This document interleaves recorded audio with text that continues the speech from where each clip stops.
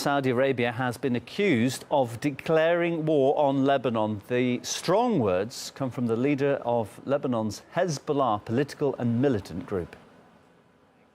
It's obvious that Saudi Arabia has declared war on the entire nation of Lebanon, not just Hezbollah in Lebanon.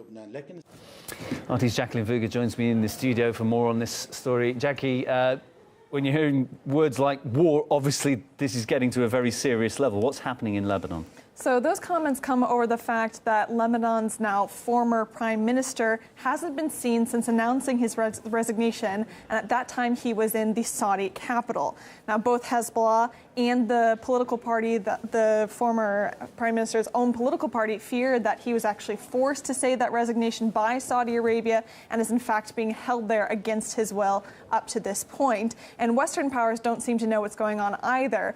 France has said that they think he has the ability to move around as he chooses, and the United States State Department has just added more confusion to the mix with a comment that came from their spokesperson. In terms of the conditions of him being held or the conversations. You said the conditions of him being held, is he in detention? Well, I'm not going to put that word behind, I'm not going to associate that word with it, but where he is right now. Where is he? Does he have a nice room at the Ritz-Carlton? I don't know personally where he is. Now, in Hariri's resignation speech, he specifically attacked Iran, accusing the country of planting discord and destruction and interfering in Arab countries, also warning that their hand of influence in the region would be cut off. And here's where you kind of need to take a step back and look at the bigger picture of what's happening. Saudi Arabia, of course, and Iran have been locking horns for years. And while this is a long-running regional struggle, the two are not actually in direct confrontation. It's all happening through proxy wars. And Lebanon is, in fact, a prime example of that. Hariri, the prime minister who's just resigned, his leadership was supported by Saudi Arabia, whereas Hezbollah, who wield massive influence in the country, are backed by Iran, which leaves Lebanon just caught up in the middle, this conflict between Saudi Arabia and Iran. And it's seen in a number of countries throughout the region.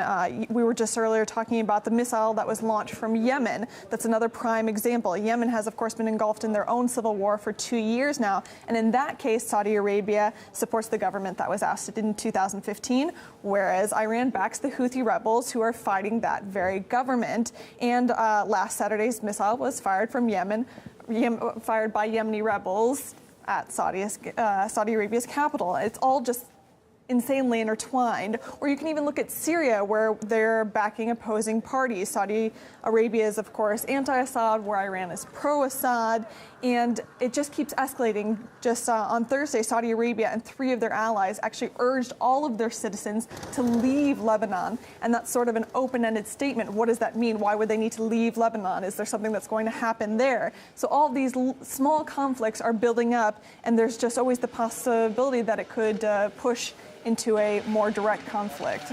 I think you did a really good job of explaining all that. It's extremely complicated. And on one side, I was thinking I could explain that this is high-level political machinations, and then I thought, on the other hand, I could just say it's a very dangerous mess. But thank you so much for bringing us up to date. We'll stay with that story. Jacqueline Vuga.